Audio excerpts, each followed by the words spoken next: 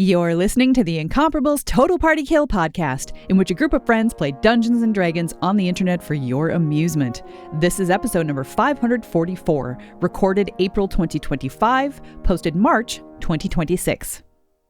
Pinky of Death.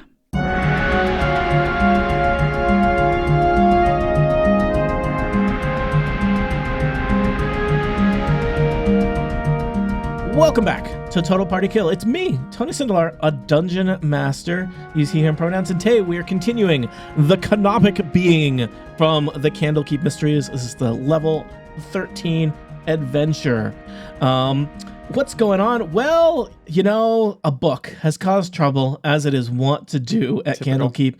But this book is different than other books. Instead of being sucked into a book, this is a book that lists all of the players' names and suggests that they are possibly all mummy thralls. That's right, mummy thralls. Let's check in with each of these possible mummy thralls. First up, Erica Ensign. Erica, how are your organs? Are you my mummy thrall? Yes, Creepy. Erica Ensign, she, her, playing Reed Quarrel, Kill Gareth, also she, her. I am a human cleric of the god Kellamvor, the comforting god of death. I basically look like the Grim Reaper. You can barely see my face. Mm-hmm. Also joining us, Micah Sargent. Hello, I play Ajguri Lone Walker Mako Tatahani, better known as Lone Walker.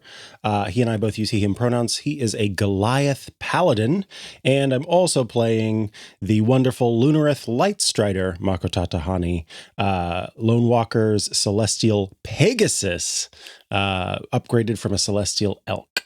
I didn't know that Pegasi had last names, and I don't know why I find that funny. It just seems very, very like businessy for them. So, next up, it's Brian Guffey. Welcome back, Brian. Hello, my name is Brian Guffey. My pronouns are they, them. I am playing Melius Starsinger, also they, them, an Eladrin bard from the court of the Feywild, and also a member of the Planar Preservationists, who seek to make sure that we maintain the boundaries between planes. And I am concerned about what is going on here. The boundaries between planes are not good. Planar change is happening, people. Next up, it's Sarah Bickerton. Hi, I'm Sarah Bickerton, pronouns she, her. I'm playing Broga Tribesbane, also she, her, a half-orc barbarian, who's just been getting really annoyed at all the talking and just wants to hit something. She doesn't tend to do with the talking in the books and just really wants to get played and doesn't like people, so she's in a really good happy place right now, given the fact that like she's like 6'9" and we apparently are in a corridor. And last but not least, Jason Snell. Hey there, I am playing Nis. She is a lizard folk sorcerer, which means green scales, purple robe, lots of spells. Yeah, that's Nis. Yeah. She's kind of a little bit cranky, but also can be very charismatic when she needs to be. Yep, this is our tall, cranky group. Let's get that flag made now. So you're in a corridor, just the thrilling escapism of Dungeons and Dragons. You were specifically in, it's not just any corridor, people. It's a magic corridor and a magic demi-plane. You have traveled to the demi-plane of one Valen Sarnaster, a priest of Savras, god of divination and fates and destinies, to get some questions because something's going on. You do not like that your names are in a book that suggests that you are current or possibly future mummy thralls. There is a librarian missing, people. We got to sort it out. And you have been directed which way to head in order to do that. Valen's assistant, Alessia, says, "This is where I bid you adieu." And she starts heading west unless you stop her and ask her a bunch of more questions. No, but I would like to look down or up, I guess, the hallway to the north. Okay. Just want to see as far as I can see. Yeah. You see Alessia, by the way, she heads west and turns a little corner and disappears into a room west and I guess south of you. Reed Quarrel, you are looking north, and I don't know, you got like good eyes, right? You can probably see a long way. Like 60 You got eyes. feet at least, if not Yeah, farther. you can see that the wide corridor goes away until it enters just a warning to players and I guess anyone who might run this adventure in the future. They had like a deal on corridors when they were planning this map. It has the most corridors of any map I have ever seen. So many corridors. This I Love promise it. you. You see kind of a strange kind of square shaped chamber ahead, but it squares on an angle, so maybe it's a diamond. And there's some stuff in there. That's what I'm going to tell you from where you currently are. And guess what? You can see in different directions if you turn your neck right. You can see off to the east there's some other chamber with some strange things going on in there as well. I think you can probably see some mirrors from where you are. So which direction? you were directed to go north. If you are interested you were directed that Valen would be studying the futures in the Observatory of Fate, which is where presumably any guests would be with him as well. Is that the diamond? The Observatory of Fate is probably beyond the diamond. Beyond the Beyond diamond. the diamond. Okay. Good song title. Yeah, I'm gonna be honest. As an assistant, I mean, she's like, "Oh yeah, go left, bad. and I'll see you later. I'm on break now.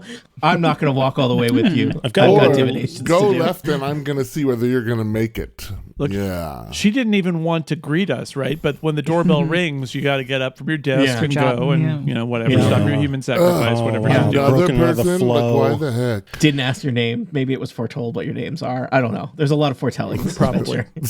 Yeah, I This is feel like called she just left us in the middle of the corridor, and it's like, There is you not no a comment check on card us? where you can evaluate her. I feel like foretelling is used for, I want to make an excuse that I know something a lot. Yeah. Well, hey.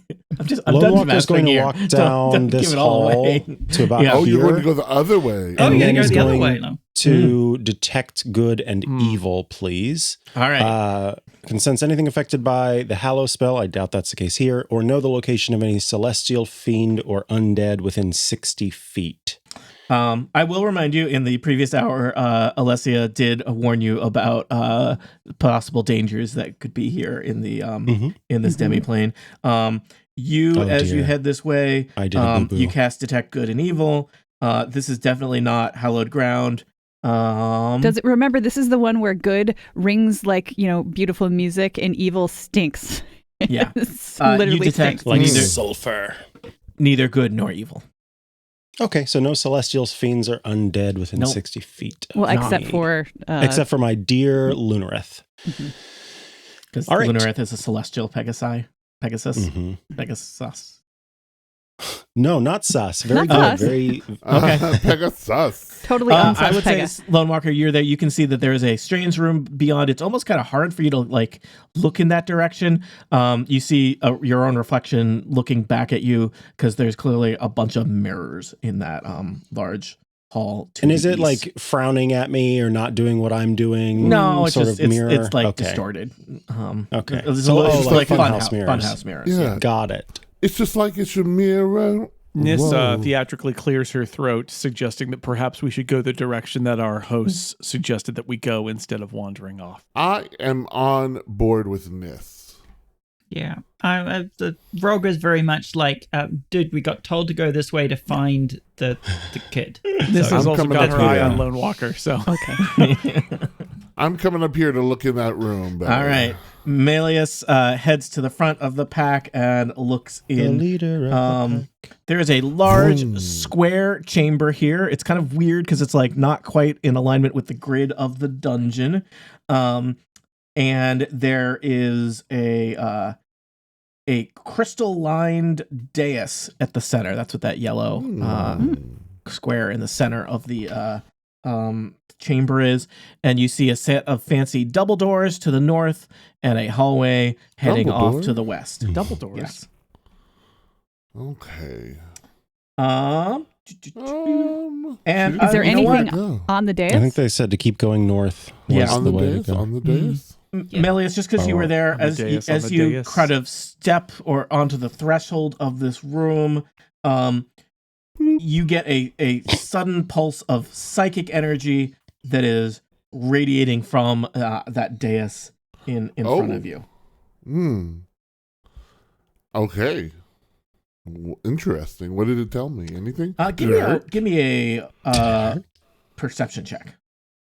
Perception check. Let's do it. Let's see here. Come on, dice. Mm-hmm. Well, nope. I got a 7. Something weird must be weird about that dais, but you don't know what that is. Interesting. As other people follow in behind you, you also get kind of like just like this weird psychic twinge as to the nature of that dais. How about a 21? 21. Wow, critical perception. Lone Walker, with your eagle eyes, you notice that set into the dais, which seems to just be made of like a single giant piece of crystal, but you're in a magical demi-plane, so anything is possible. But you notice the hilt of a sword kind of embedded in the dais, like within the crystal. Wow, if I was not Elevor, sword in the stone I would be pulling on the top. that thing out. Well, it's not on top. I It's was like gonna say. inside. Yeah. Oh, so you'd have to like break the crystal to You'd get have at to break it. the crystal to get it. Okay. Lone Walker does inspect it a little more closely, perhaps an Arcana? What are we thinking? Or more perception? What do you? Is it or a display investigation? case? Well, if a display case was a rock that could not be That opened. gave off psychic energy. Yeah, that gave off psychic energy. So yes, I think- I don't know what they store things in this demi-plane. I've never been here before. Yeah, maybe Arcana. Yeah. Lone Walker. Lone Somebody Walker else looks should at it. try. It's like, I don't know. Clearly, something about the rock was weird because it made you feel things. Is it the rock? Is it the sword in the rock? I don't even know what you're looking at. I rolled a Yeah, 5. so Lone Walker points and says, perhaps someone else could give this a closer look. Okay, I rolled an 8 All with right. a 5, so it's a 13. And what type of skill are you rolling, Sarah? Perception? Perception. I mean, you see that there's a thing in there, and I mean, why would somebody put a sword hilt in a crystal unless it was super important, right? Okay, I'll roll Arcana. I got a 10 as well. I got rolled Arcana, got a 10. Like, what the heck? 25. Got Oh, it. yay. Another 5. There we go. You sense Nis that someone has like magically built this crystal around that hilt in order to presumably protect it, so that make it really hard to steal. I convey that to the group. You can tell that it is basically enchanted such that like it will kind of like heal itself if it gets scuffed or damaged. And The it's just a crystal. hilt, not an entire sword? Looks like just a hilt. So is Okay. anybody wanting to pull the sword in the stone? I'm just So it's tricky because the sword, no part of the Can't, 'cause sword it's is like super embedded. Yeah. I Yeah. have to hack the sword. You would have to And smash it seems the- like the on- crystal itself gets Also, we're guests here. Maybe keep Yeah. on going. Yeah. Yes. It could be really great for your school. Who knows? We could sell it. I don't like that there might be a undead lord here, but walking into somebody's place, but it's and, rude to take things. and breaking stuff. It seems like a little bit abrupt. That's fair. All right. Well, we're at the doors now. All Is there right, anything so- visible from the other side, or is it just the one? Just the one what? Is there just the one thing that's in there, or is there something Yeah. else visible from this side? Big dais with sword hilt in the middle of Just it. one hilt. Okay. One hilt. Just one hilt. And what's down the hallway? You Just a look to the turn. west, and there is a long hallway heading off to the west, and then it turns north. She There are said to also- go this direction. I don't think we need to go west before we go north to No, find yeah. the librarian. So I guess it's these I doors. listen at the door, but I didn't roll well, so I don't hear anything, I imagine. Thank you. Well, you don't even need me for this adventure, Micah. As long Roll. as we keep rolling like crap. No, Yeah. we don't. Yep. Let me see how I do. Mm. Oh, I got a 15. That's not bad. You don't hear It's a little anything. bit better. Cool. Great. Should All we knock, or should we just No, I enter? open the door. Okay. Okay, the door has been opened. That's some Jason Snell energy there, Erica. Yep. Reed Coral flings open the crystal doors. They slam against the walls No, and I echo don't and do- that is not my style. Oh. Just opening a door. Reed Coral opens the door carefully with care. There is a long hallway beyond, and guess what? At the end of the Isn't that hallway, what carefully means? more double doors. So many hallways. All right, off we go. All right, let's go. Okay. All right. Heather. Set up. I'm already tired of walking. I'm opening the next door. Beautiful. You know, if you could teleport places, why wouldn't they just make stuff closer together? I should just face step all over the place. I mean, you get a demi-plane, it's theoretically infinite. You don't need to make it actually infinite. Yeah, Okay. it feels like probably somebody was building their first demi-plane and they got carried away, you know? Like, Style I guess points. I would build like a tiny house Motherlode demi-plane, cheat. you know? Yeah, just like straight up with like an elevator or something. Who will open the next door? I already said I was doing it. Reed Coral already said they'll do it. Good The job, RQ. chamber beyond is Holy immense. moly. And also they provided a side view of this chamber, which I think is confusing, but I'm going to show it to you. Okay. So that you're not the only one confused. So that you're not the only one confused. So it's over. Hold on, I'm going to bring you over here. It's on the side of the map. Look at that thing. What? Yeah. Huh? Yeah. No, that really doesn't make any sense. Yeah, Okay, no, let me see. So where do where we is come it? in? well, that's a side view, so that's like a cutaway. So let me tell you about Are this we room. down at the bottom, or are we? Nope. I think that rectangle in the middle is like the door. Oh, Oh. okay. Yeah. Ah, yes. Yeah. And there's yes. Yes. Oh, and it goes down. Okay, got it. Yeah. Okay. Let me describe it. This will It's help a little bad. bit. This immense chamber is edged by a broad floor surrounding a sunken lower level gallery, and then which is reached by sloping ramps. So let me see here. I'm going to put little arrows on the map to help. So you can see there's kind of like the edge of this thing, and then there's little ramps Yes. that go down to like a another kind of area that goes around it. But then kind of in the middle of the room, there's just a big old pit. And deep down in that pit, it's a relatively well lit pit. You can see a huge stone sarcophagus at the bottom of that pit. And also, you know, classic Dungeons and Dragons, Tony reads a room description. On the far side of the room are two creatures that are kind of looking at you, and they both look humanoid at first, but they've got every now and then the light like kind of catches them, and they have this very kind of strange crystalline looking appearance, and their eyes are definitely kind of glowing with like an amber energy. Amber. Yeah. Hello. How are you? Are they undead? Do I have yeah. things? Roll something to determine if they are undead. Read That roll. is- Wait, can Like, I though? Two of us said words to them. I said Yeah. hello. Yes, we said. And I Did said, they "Who are respond you?" at all?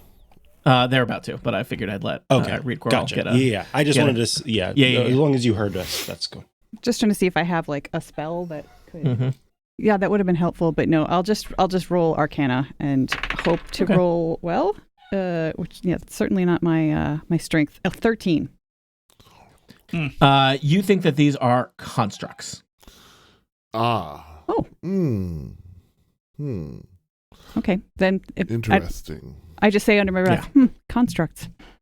So everybody knows. And the constructs speak. Both of their mouths open, and you get kind of like a horrible, weird stereo voice as they both say the same words in unison.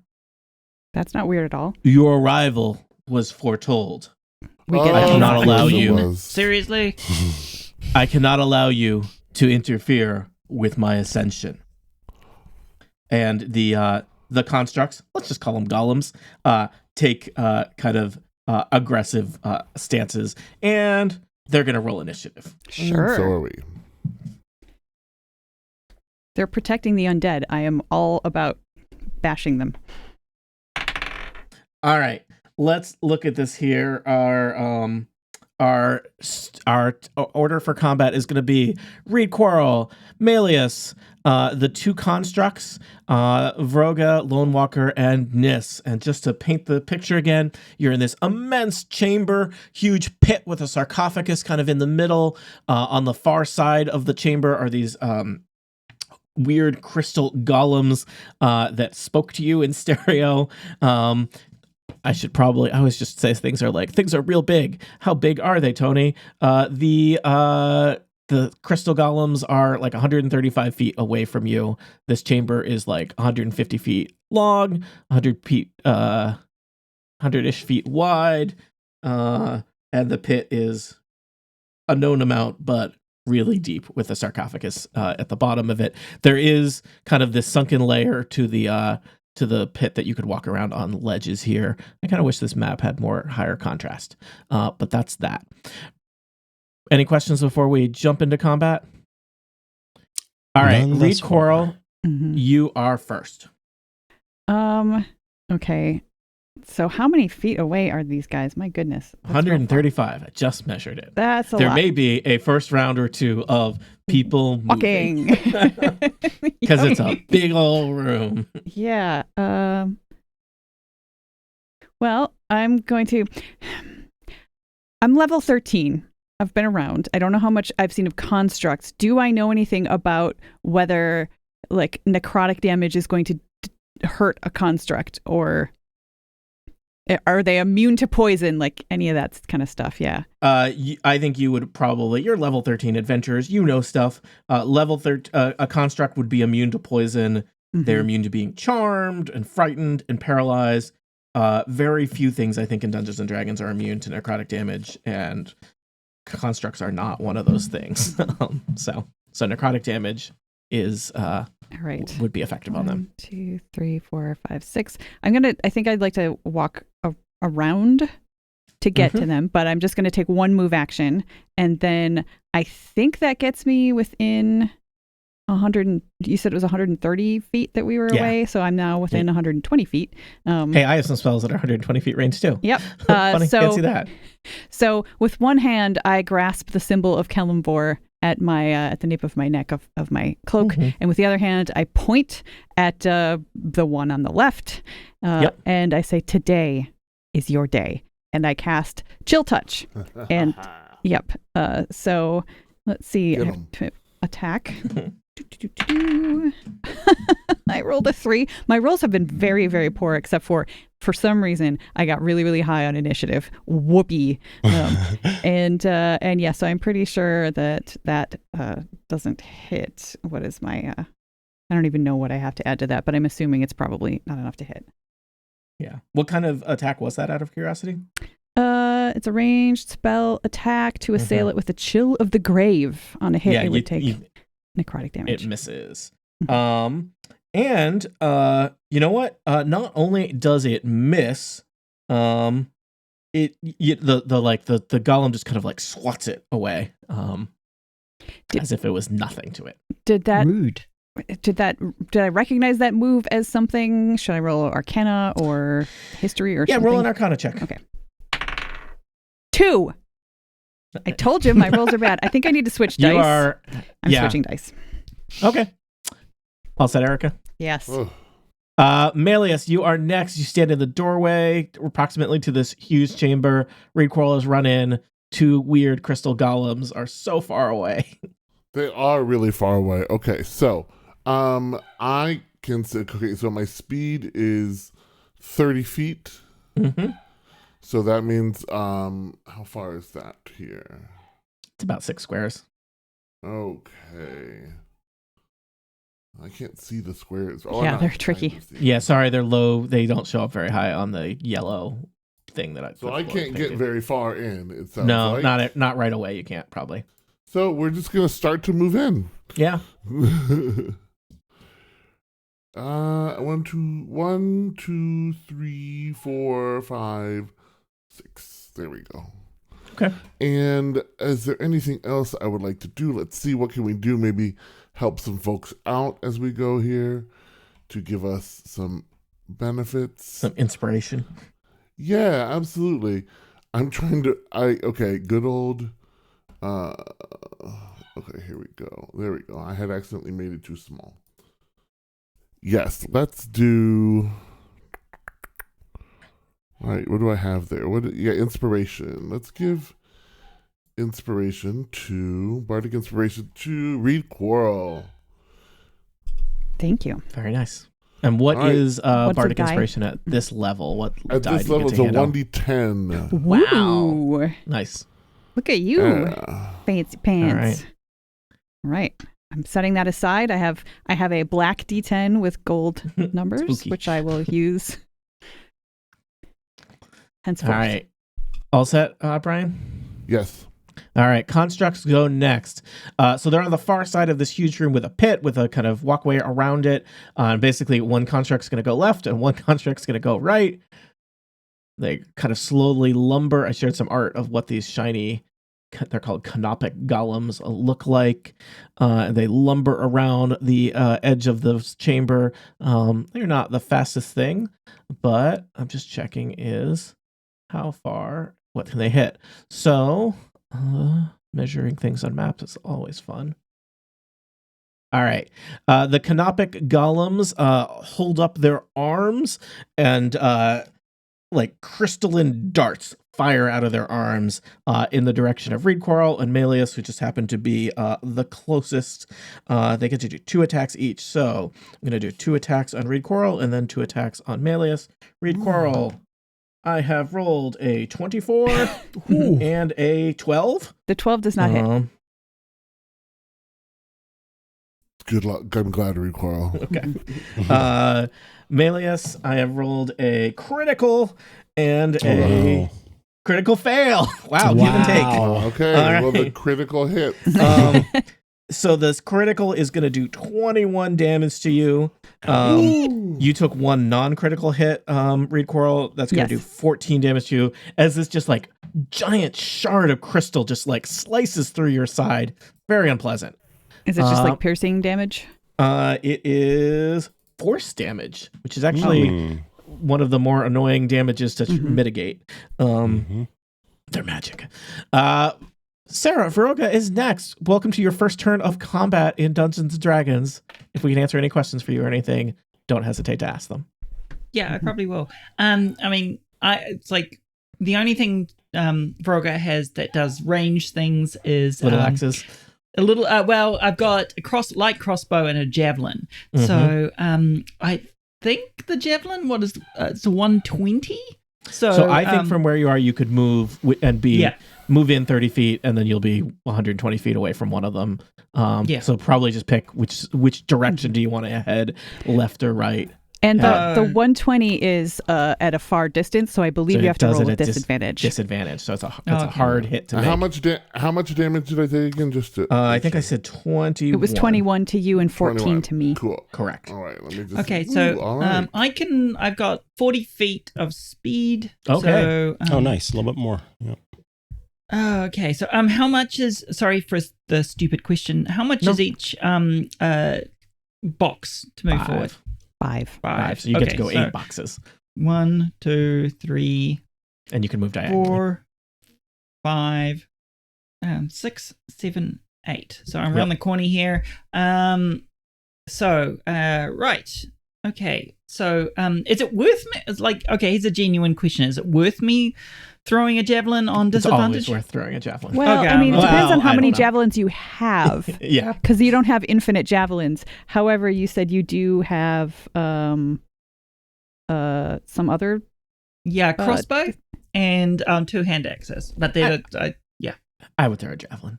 I'm going to throw a javelin. Yeah. So the downside here is you are at disadvantage. As you get closer, you could eventually get to normal range and not be at disadvantage. There is a tactical question here of theoretically, is it better to just move now and take your action dash and move? But I feel like just morale wise, you want to throw a javelin. Yeah, I want to throw. So you throw a javelin. The sad thing is disadvantage. So roll twice and take the lower. And this is going to be a hard shot, but I don't think you came to Dungeons and Dragons to not throw javelins. So 14. And then do it one more time. you're at disadvantage, so that means you roll 2 and you take the lower of the 2. So 14 the is next, your so the lower good one was 21, and the low one is 14. I'm 21. Let me tell you, that would have been great. 14, your javelin. It's hard. You're throwing it across basically like a football field here. I don't actually know how big football fields are. Your javelin soars across the room and clatters to the ground near the crystal golem. You're free to go pick up javelins after the fight if you want. Some people love tracking that kind of stuff, and some people do not and just buy a lot of javelins. Well, I mean, I so don't they never track have to think about it. arrows, but javelins, like, I feel like it, reality-wise. So I'm Okay. The key thing is so your ability to do that more than 4 times a fight is limited. So you're going to throw 4 javelins potentially, and then you're going to have to use some maxes. All right. But yeah, Vroga's all Or arrows. bollocks. Yeah. Lone Walker, you're next. Lone Walker on the back of Lunareth. Oops, now I've got to switch back. Takes off in flight to here. I bet, and then as you Pegasus see has a Lone very Walker, good speed, huh? as you see Lone Walker touch down with Lunareth, suddenly both of them are surrounded in mist, and they appear right in front of Zemru or this canopic being as you get Misty close, Step. you get the somehow as if it's labeled in Roll20 that this canopic being has some connection to Zemrothal. Somehow you just know this. It was foretold.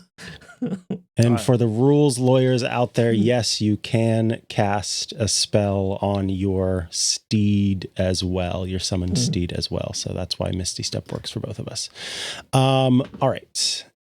As I appear... So you have used the ability of magic and a magic Pegasus to get very, very far. Yes, except that Misty Step is a bonus action, so I'm going to swing. Okay. I was going to say, I made fun of you for summoning an inside horse, but then there were these giant chambers, and who looks foolish now? Yay! So let's go in with a Warhammer attack. Okay. Does a 16 hit? A 16 does not hit one of these Oofa crystal doofa. golems, which suggests they are not easy to hit, because 16 hits a lot of monsters in D&D. Okay, let me go ahead and try again, because I get 2 attacks. Once again with the Warhammer. So Lone Walker magically appears in front of the canopic thingy, swings twice, but look, there was a lot of movement going on, so he's a little stressed out and misses with both of those attacks. All right. Nis, you are next. You are the last character across the threshold. It looks like half the group has gone left and half the group has gone right. What will you do? You can always go down into the pit and party with that sarcophagus. That's great. I'm decisions. These golems are tricky because they're strong. They are. Yeah, you've seen a 16 does not hit. And this is a level 13 adventure. I think we have not played that many high level D&D here on Roll20. So these are tough creatures. All right. I am going to cast a spell. I'm going to cast Storm Sphere on the golem to our left that is not engaged with Lone Walker. A 20-foot radius sphere of whirling air springs into existence. I'm going to center that on a point in front of the leftmost golem so that it is in the sphere, but that it's got the rest of the radius in front of it. Mm-hmm. What level are you casting Storm Sphere at? At 4. Okay.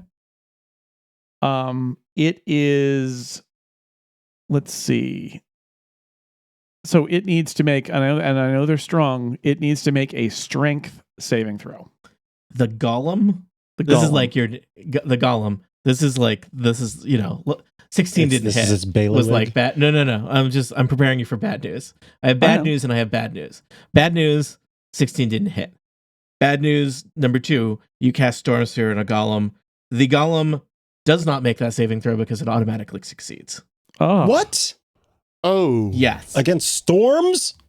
You suspect that this golem has some level of spell immunity. Nis. Wow, is that why you What? asked me what level I cast it at? Yes. I see. And that perhaps if you cast an extremely high level spell, it would not have been effective. But at the level you cast it at, it basically had, unless I don't know if Storm Sphere does anything on a miss. It doesn't. However, the sphere. So this is my question: is all right, this is so it's the save. I will be able, if I maintain the sphere, I'll actually be able to maintain. It will do some lightning bolts, but at that point, it's just a straight up attack as opposed to a save.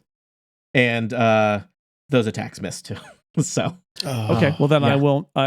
So a storm sphere appears and then disappears, and Nis goes, "Oh boy." All right. Yeah, so Nis the sorcerer casts a powerful magic spell here to bring like a swirl of lightning and thunder into this tomb, and you just use magic against the thing that, as far as you can tell, is immune to, a lot of magic. Ouch. Yeah, which, there was no way to find out except through the painful lesson of experience. Nis, are you happy where you are, or do you want to move around? I am going to stay right here. All right. That is the end of round 1. So far, the horrible crystal canopic golems have laid out some damage via their crystal darts, and no one has managed to scratch them yet. Reed Quarrel, you're next. It's really far away. Yeah. Yep. So I'm just going to continue trudging. Yep. Why didn't you bring a Pegasus like I really should have. Micah, did you bring enough Pegasus for everyone? For the class? All right. I think you find they're called Pegasi. Oh, sorry. I'm not I'm a cleric. I'm not a sorcerer. Did I understand what just happened? Yeah, or... I think I think everyone in the room, unless you chose to not observe it for whatever reason, you just saw that this thing is pretty hardy against magic. Okay. This is a problem. Mm-hmm. So it can just make its saving throws without actually having to roll them is basically the mechanic of it. Also, there's 2 of them. Mm-hmm. Yeah. Level 13 D&D people. It gets things get weird. All right. Well, then I guess I'm just gonna double move. Okay. Or 1, 2, 3, 4, 5, 6. All right. Yep, that's it. Melius, you're next. Okay, so I can, from what I can tell here, I have Face Step. Face Step can teleport me up to 30 feet. Yep. And it's a bonus action. So then after I do that, I can also move. Yeah, right? do it. So you're going to travel 60-ish feet, I imagine? I am going to travel 60 feet, 50, 55, 60. Yeah, this is going to be within 90 feet, which is excellent, because then I'm going to cast the 7th level spell. Wow. Mordenkainen's Sword. Mordenkainen's Sword, I'm using my dagger, which I've decided is a miniature sword, because it requires that as a component. It uses concentration. Okay, so let's see what happens. Okay, it's going to be, So it looks like it's a 13 to hit with it. Oh, no. I'm not going to hit. Am I? You're not going to hit, but I believe you now have like a floating magic sword. Is that how Mordenkainen's It is sword how works? Mordenkainen's sword works. Yes, I have a floating sword. Also, it's 7th level, so the golem is powerless to avoid it. I'm impressed that you can cast a level 7th level spell. Yeah, because absolutely, I decided to take some spell learnings. There you go. For the bard. Also, this spell does a lot of damage. Let's see. Until the spell ends, and you can concentrate on it for a minute, which is a long time in D&D. Yep. You can also now use it as a bonus action on each of... Oh, that's great. Oh, wait, no. I can take a bonus action to move it. Sorry. I and then I can use it to attack. Well, technically, swiping with it would be moving it, right, Tony? Wow. But also, can I still repeat the attack? If I guess as it stays, I don't have to cast it again. So then I just run the spell attack, right? Yeah. So, Yeah, Okay. exactly. Yep. Gotcha. Well, I hope it doesn't hit me and I lose concentration. No, wait. I'm sorry. I'm parsing this. I think I'm parsing this. I think you can do in the future a bonus attack on each of your turns. Right. And Right. bonus action to move it and repeat the attack. Okay. Yeah. So I think you can just from now on, well, for a minute, which is 12 rounds of combat, you can do that. I would imagine even now. I did the bonus action to cast. to move. Got it. So you don't have bonus action. Yeah, I should have just moved and then used it because I didn't need. It happens. Well, no, because I couldn't have jumped over the ledge. Yeah. That's why. Okay. All right. So there is now a magic floating sword in the vicinity of the left golem. Nice. All right. Maybe you're not all doomed. Let's see. Somebody want to protect me? The golem is next. It's the golem on the left lurches toward Reed Quarrel, is not quite close enough, is going to fire darts at you. What it wants to do is pummel you with its crystal hands that look kind of like giant hammers, which are actually worse than these crystal darts. Reed Quarrel, 22 and 29. Yes, those both hit. Yeah, that is 14 force damage each, 28 force damage. All right. Total. And Lone Walker, Yes. the rightmost golem is going to try and beat you to death with his giant crystal hands. I mean, fair. 14 and 21. I'm Pointing out I'm afraid. using Erica's dice against her. Thank Not you. again. The 14 does not hit. The 21 And does. I guess I guess. I'm sorry, that is 27 force damage as you get walloped in the gut with a giant crystal fist / hammer. How much? 27? 27. Okay, I would Level like 13. for that to not be 27. So You doing let something? me. Yeah, I'm doing a thing. I just have to remember where it is. All right, that is reduced by 12 All right. because of Stone's Stone's endurance. Yeah. 27. All right, so then 15 All right. damage. Vroga's next, followed by Lone Walker, followed by Nis. Vroga, what would you like to do? I would like to actually go into rage right now because she's Oh. been a little bit pissed Yeah. for a while. Understandable. Particularly, yeah, because and the javelin incident, Mhm. which we won't talk about. Particularly because rage has got like resistance to bludgeoning, which I feel, given the hammer hands, might be a They good thing actually, to do. unfortunately, do force damage, but they're but also Rage still force. has lots of benefits. Yeah. Rage will Yeah, still yeah, help, 100%. At this point, I think the good approach is just to like move. Yes. So, it's like, can I move twice? Given I'm If not doing anything else. Okay. Yeah, it's called So using you the can. dash action, but yeah, so But you you do that. might- You Oh. might not want to rage then, because I think Oh. if you don't attack or if you're not damaged on a turn, your rage subsides. So you might wait until you're closer to rage. You might- Okay. Yeah. Okay. I can hold her back a little You bit. can be angry, but not rage. Yeah. I'm a little bit peeved right now. Like perturbed. So I think okay. because you said your speed was 40, so I think you 40. can go 80 if you move and then Yeah, dash. All right, you are closing in on the rightmost one. Yeah. On your way. Still a ways to go. Lone God, Walker. this is like 3-day hike. I'm sorry, I did not mean for our first encounter to be in the biggest room ever. If only you. At had least gone, it's not on If only you hills. had gone into one of the. I was thinking about the. Oh man, Those hills. the lowest parts in my Dungeons and Dragons. Thing in Curse of Strahd, where I created a hill so big. The even- in-person even I I'm could running not is go Curse up of it. Strahd, and I'm so they're gonna hate those hills. Maybe there's just no hill. What if that's just a field? Like, Maybe I'm flattening it out. Yeah. Or maybe they'll be running up that hill to make a deal with God. Who knows? So Oh my God. Thank you. You see, I was hoping I was going to have to do it myself because we know that's a party foul to acknowledge your own reference. So you see Lone Walker grab his weapon, and as he does, he mutters a few words, and suddenly sort of divine golden light surrounds it as he basically makes his weapon magical, adding a +2 to the attack. So that will be +12 instead of +10. So ignore that because it's actually 30. I know a 30 hits. 30 hits. If 30 All doesn't right. hit, something very 30. I think I a 30 agree. will Something hit has gone a variety wrong of the if 30 doesn't hit. lesser gods in Dungeons and Dragons. So,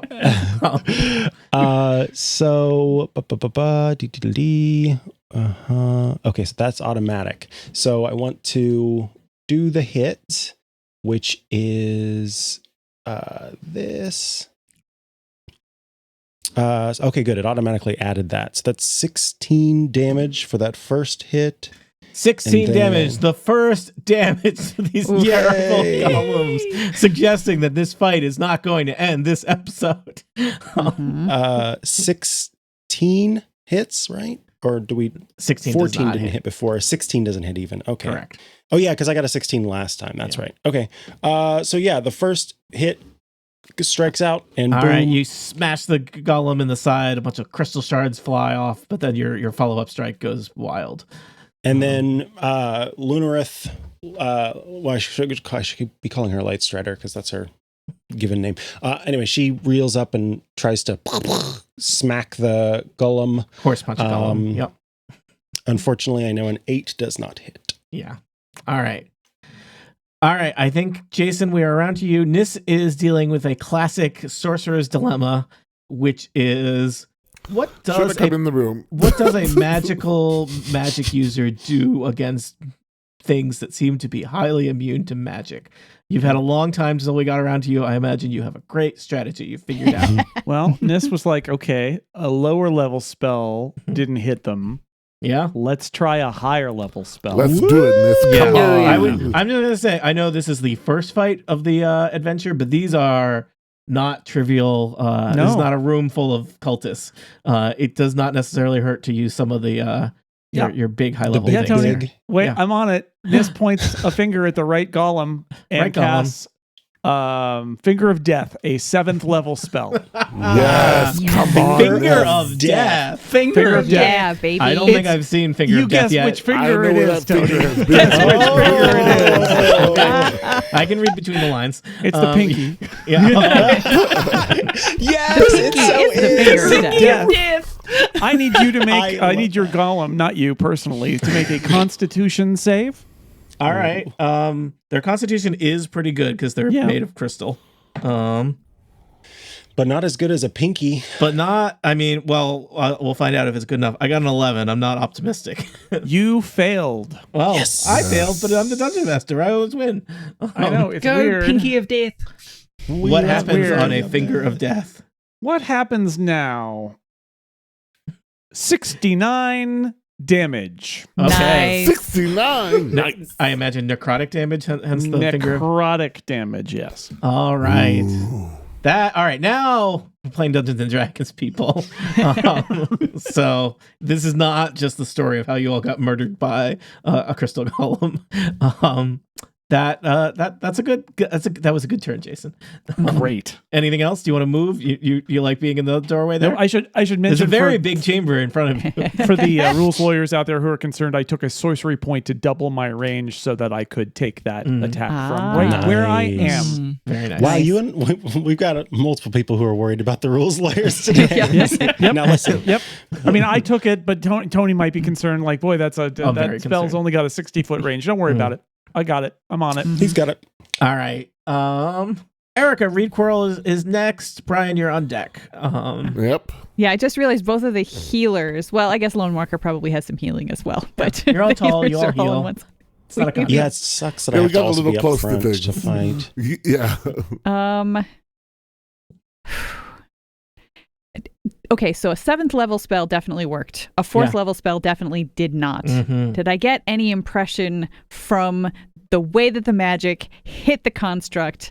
Can I guess what level of spell would actually be effective? Do I think will that tell you 7 is because it? I feel like, I feel like there's just a thing where you're high level adventurers. There's more stuff you would just kind of know. Yep. These golems have what's called limited spell immunity, and it basically limited makes it sound like, oh, it's not so bad. Which means that spells lower than 7th level are not going to have an effect on them. Woo. Okay, so it has to be Wow. 7th level. Mhm. All right. Well, okay. I guess we're just burning all of our really big spells Yeah. here because I hurt. Maybe Valen's just like a guy. We can only hope. Yeah, so I'm going to walk up to this thing and hope that this works. You could And use your glaive or scythe on it. I'm not going to use the glaive because I would like to instead use vampiric touch. Oh, spooky. Whoa. Were you all like undead or super bad, but vampiric touch? Uh-huh. Okay. Just a classic hypocrite. Fight fire with sometimes- fire. Sometimes you have to, you have to learn about the enemy and about how they work in order And then to use to their take them down. undead, unnatural abilities every day. I mean, there are spells that my character has access to that I would never ever use. Like I would never animate dead. That would be anathema. But vampiric touch is just stealing the life force of something that is trying to do anathema. Therefore, it's totally fine. It's just a name. It's not you didn't learn it from a vampire. Yes. So vampiric touch. I can siphon the life force from others to heal my wounds. So the scary thing is I have to make an attack, and I'm worried that I'm not going to hit. But we're gonna try. You have that inspiration. Don't forget, I give you bardic That's right. I have bardic inspiration. I have also have actual inspiration. Yes. So. So I rolled a 7. I think I'm just going to use my regular inspiration first. Good idea. Okay, so that time I got a 14 plus 7 is 21. So I think I'm actually going to save the bardic inspiration because we've already seen a 21 hit before, correct? Yes. I believe so. Okay, so now there are shadows wreathed around my hand, and I reach out and I put my palm, first I point at it, and then I put my palm right on its chest, and life force spills out of it. It's going to take 3d6 necrotic damage. 3d6 necrotic damage. Yep, and then I'm going to get half of that in hit points. Nice. Nice. So, yeah. All right, so 3d6 is 6, 7, 8, 9. That was not as good of a roll as I was hoping for. 9 necrotic damage. And a little for you. And a little bit for me. Hang on. Wait, why does it say 7d6? Haha, because I'm such a high level. So hang on a second. Let's add a few more. Add 4 more. Let's ride more. Yeah. Okay. 20 more. 29 damage total. Yes. It's like, that doesn't seem like a lot. Okay. Yeah, I was going to say. And then I will take back half of that in hit points. Okay, so I am feeling considerably better. And I say something really cool, but I can't think of anything right now. You'll patch it in later, Stephen. Today is your day. I assure you. That's what I say. All right. Melius, you are next. Okay, so you just tell me, I accidentally rolled my spell attack early because I was trying to see it didn't make a button when I hovered over it. So we want to take that 22? Yeah, let's do that. Hell yeah. All right, I take that 22. This is Mordenkainen and Sword as a bonus action, baby. As a bonus action. So now we're going to roll damage, which is 40, 12 plus 2. 40, 12. 12. Well, 40, 12. Plus 2. Which is like a cherry on top, the 2. Yeah. Which is 20 force damage. Pretty good for a bonus action. All right. And it's the force getting thrown right back at him. I like that. Yep, absolutely. So now what we're going to do next is let's see, 1, 2, 3, 4, 5. Okay, so what we can do, let's just see here.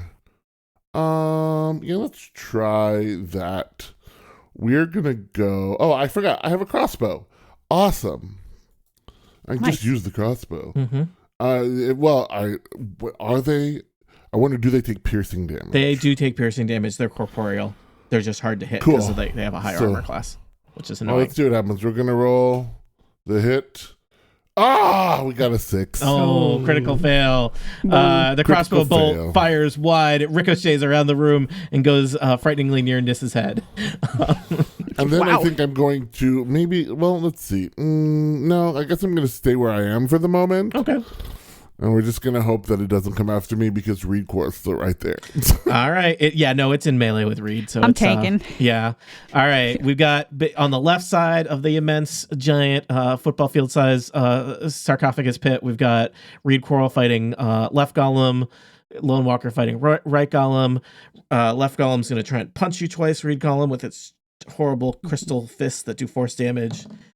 First attack, 15. Second attack, 25. The 15 misses, the 25 hits. 27 force damage. Lone Walker. All right. Well, I just, got some of that back from it. A little bit back.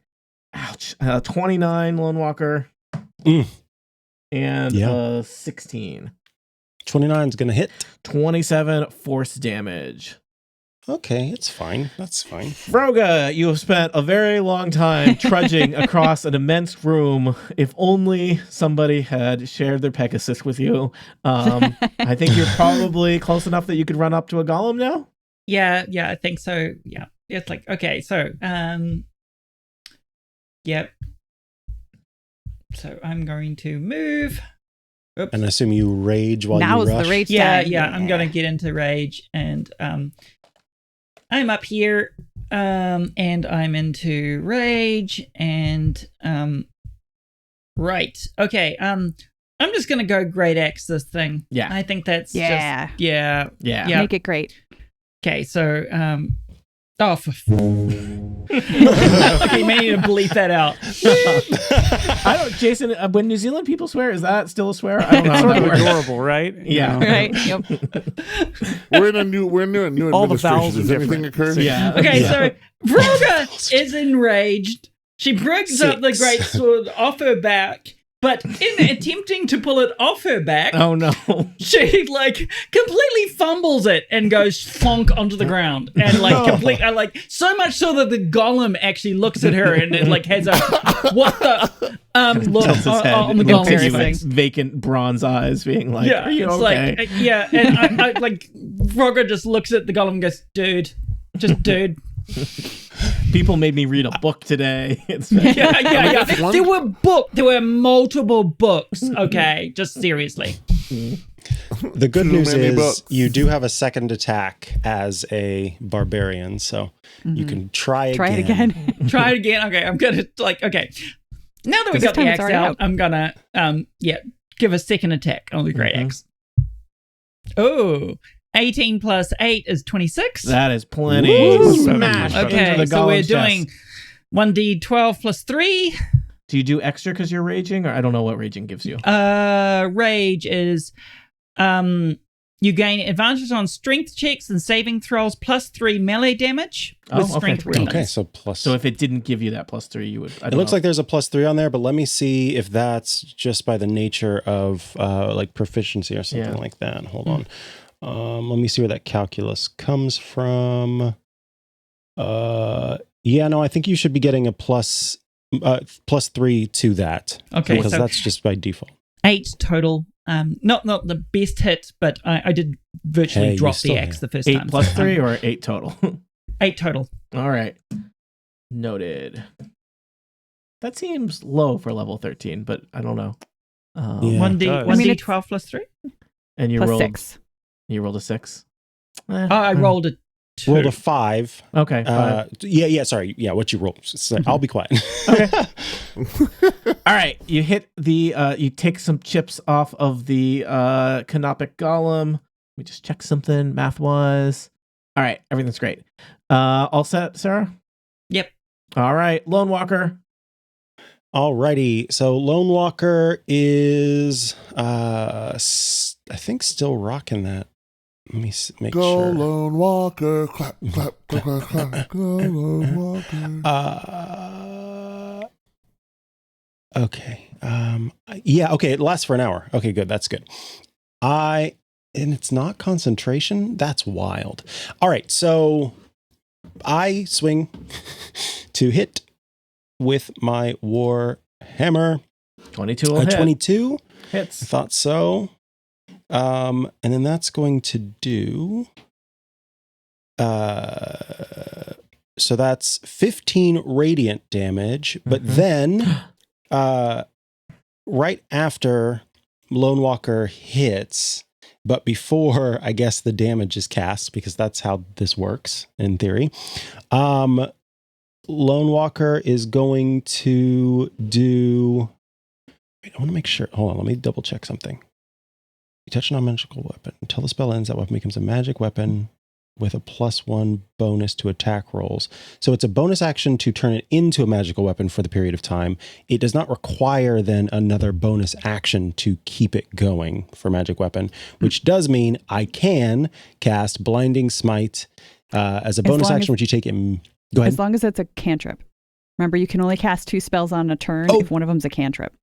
That's right. Okay, thank you. I knew there was something. Oh wait, but I didn't cast Magic Weapon on this turn. I cast it on the last turn. Oh, then you're and good. And it lasts for an hour. So yeah, okay, so cool. We do Blinding Smite. You take immediately after hitting the creature with a melee weapon, which gives me an extra 3d8 of radiant damage from this attack.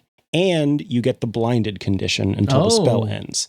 So let me add, so far it's 15. Let me go ahead and add 13 to that. So 15 and 13 is 28, right? 6 and 8, yeah.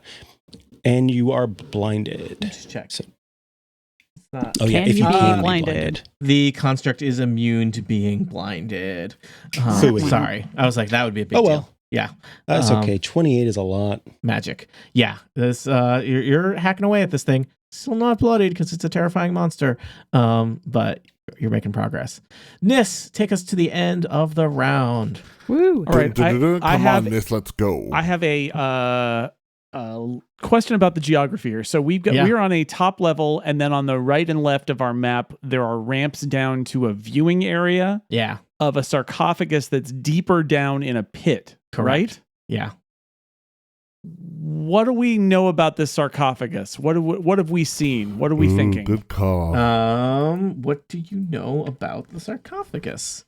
Well, there's a dais at the bottom. The sarcophagus is 10 feet long, and it's carved out of black onyx. It's got an image on the lid that's like of an eye. Everything is eyes here. Yeah, everything is. They're very into that. It's like for seeing the future. Nobody's cast Detect Good and Evil in here, have they? How long did that last when you cast that, Micah? It only worked back there. Okay. I don't think it's very good what's in there. Right? I don't think you need Detect Good and Evil to know that the black onyx 10-foot long sarcophagus at the bottom of a dark pit is bad. But it is very it's way down below you. Can you cast Summon Lava and it's just a spill of lava comes down and burns the floor away? is lava. How far down is it? These are questions asked by somebody who's about to do something incredibly stupid. So yeah. Oh yeah. Excellent. It's so far down. It's so far down. 5, 10, 15, 20. I think it's about 25, 60 30, feet down. 35, 40, 45, 50 feet. Yeah. Okay. I'm surprised the description of the room does not give you an exact amount. Yeah. Or so if you're just judging by the squares. Yeah, I think it's that about 60 feet down. All right. You're not about to like cast like raised death From or where? something. From it looks like it's 70 feet from the doorway. Yeah. And 50 what, feet from the corners. What do you want, Jason? I'll work with you here. All right. So Nis only has one level 7 spell slot, and it's taken now. Same. Yep. Nis has essentially very little to offer. I don't have any spells that help people. Help other people. They do damage and stuff, but they don't help other people. I can't convert my magic missiles to add hit points to people. That's not how that works. So I'm in a position where I can't do anything essentially to help. So I have two choices here that I can think of. Okay, Jason, go ahead. Sorry, Tony. I think Magic Missile still works because Magic Missile is not an attack roll. Well, Magic Missile will always hit. If you can tell me what exactly they're immune or not immune to, that would help, because what would Nis know about these guys having cast 2 spells against them? The golem automatically succeeds on saving throws against spells of lower than 7th level, and attack rolls of such spells always miss. But there's no attack roll for Magic Missile. I believe Magic Missile is Magic Missile is intentionally, designed this way as like kind of a rules loophole where there is no attack roll. And there's no saving throw. It just happens. But that, I mean, I didn't want to derail you if you were going to do something else. I mean, wanna Jason know might what still the want to do else something was. stupid. Let's just wait and see. Yeah. Well, so these are my options then. I'd love everybody's thoughts Yeah. here. Collaboration. Nis can fire a level 6 magic missile and put some damage into one of these guys. That's a thing that she could do. Nis was considering that if she has nothing better to do, that she could literally throw herself off the ledge, cast Featherfall, and land in the pit and see what's down there, and maybe it could have spells cast against it. And Nis's other thought was to go request to see the manager, which is turn around and run toward our little helper friend who pointed us this way and then left to go in another room. What's that about? On her own, mind you, but still, because mad at being, that's a character who's out there who presumably isn't immune to level 6 spells. Those are my choices right now. As somebody who's standing right in front of these things and being pummeled by it, I would say You do want the damage, magic missiles? Well, they just mainly also remember how long how far all these corridors were described. I think it would take you like rounds to get to anyone to have a short That's true. conversation. It'd be like half an hour. That's true. You might find disappointing. I would say that Nobody wants me to feather fall into the pit. Yeah, I do. Well, here's the deal about with that. Actually, here's the deal. If you jump, I can feather fall you, which would still give you the opportunity. Wouldn't want to know because it's a reaction, so it wouldn't give you an opportunity to still cast something. I just cast it as a reaction as I feather down in the pit, which I can't get back out of, and which has a scary giant sarcophagus in it. But you could get out of it if Lone Walker sent you A Pegasus. A Pegasus. Had sent you a Pegasus. Well, I thought about the true. sarcophagus is just it's sitting down there, and it would. What if you could just? But then again, It might if steal it their could- attention away from bludgeoning us too. Yes. But it could also just bring a more dangerous and awful element into this fight that's already. It could be pretty bad. surrounded by a force field that will kill you immediately, even as you're feather It falling. could be. It could be. Maybe you should magic no, I missile. didn't think about that. Maybe you should These magic are all missile. great ideas. Yep. I mean, I'm not maybe you considering the should force maybe you should field go to the possibility. edge and roll an Arcana check to see if it looks like there's some sort of protective field around it before you make your decision. Roll insight on the field. All right. Well, I think Nis is going to step up to the ledge regardless. Yeah. And I could roll Arcana if you don't mind, Tony, just to see. I will. You know what? Look! I'm so generous, and we're letting this last turn, which is 6 seconds.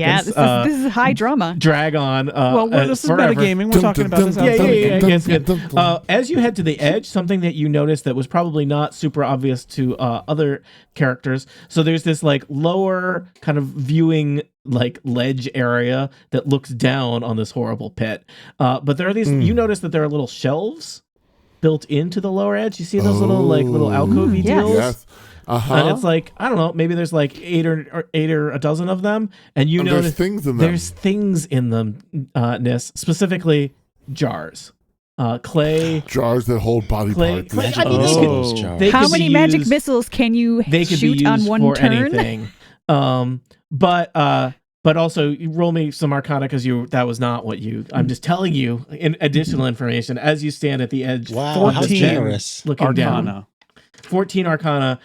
Looking down, you get the sense, you notice that there are some runes worked into the lid of the sarcophagus and even around the kind of the pit itself that lets you know that sarcophagus is magically warded, and if somebody were to jump down in there, you even recognize some of those wards, you've seen them in the swamp, it would release a horrible cloud of stinking air that would do horrible damage to you. Okay. So you're thinking, though you would land peacefully with Featherfall, you would also then immediately be inhaling poison gas. Be a That would be smelly. bad. Okay. Which, poisonous. I'm not going to tell you what your character would do. Would I have in my split second judgment when I'm deciding where to fire my magic missiles?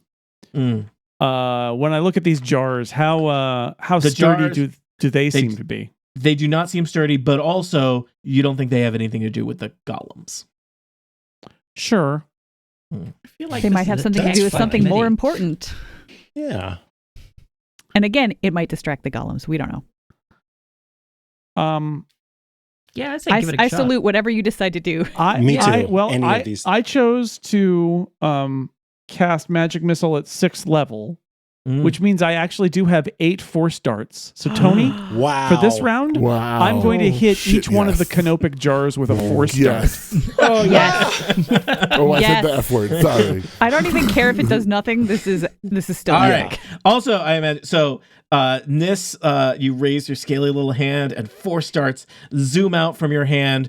There are exactly 8 canopic jars, and I imagine that we get like a bullet view of each of the magic missiles zipping across the chamber. Some of them like take weird routes around the horrible golems. Just showing off. Yeah, just showing off. This, Nis, look, Well, I'm at the ledge, so they kind of fan out Yeah. from me, and they go right into But the That's the cool. eight As spot. as That's they cool. as they hit each jar, you get a close up view of what was on the jar before it is destroyed permanently and never seen again.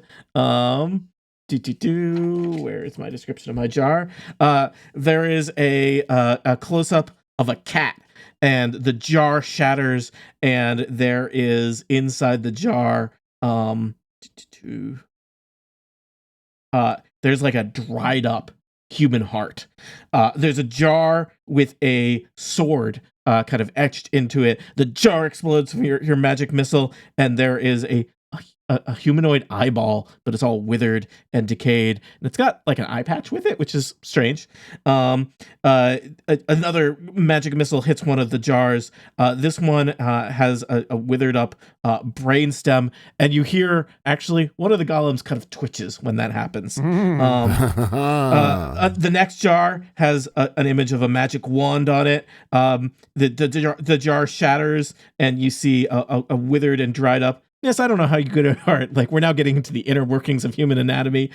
Kidneys. The other golem kind of twitches at the feeling of that. A 5th jar shatters. It had a shriveled and relatively slightly more recent looking, but still dried out, not in mint condition pancreas. I should be making you do medicine checks, Crush it. but I'm not. The next jar has a lizard with a school book on the jar. Oh, the no. jar More explodes books. in pottery. Nothing was in that jar. The 7th jar, is it a scythe? Is it a glaive? It's definitely one of those. Empty. And the final jar, an axe, also explodes with a magic missile, also empty. Good news, people that are lizards with school books, scythe glaive owners, and axe havers, you are probably not yet mummy thralls. But what of the fate of our other adventures? What is the deal with Val and Sarnaster? Will this information be enough to protect them from being pummeled to death by crystalline golems? This is a bad place, and we all regret going here. For further discussions, tune in next time to Total Party Kill.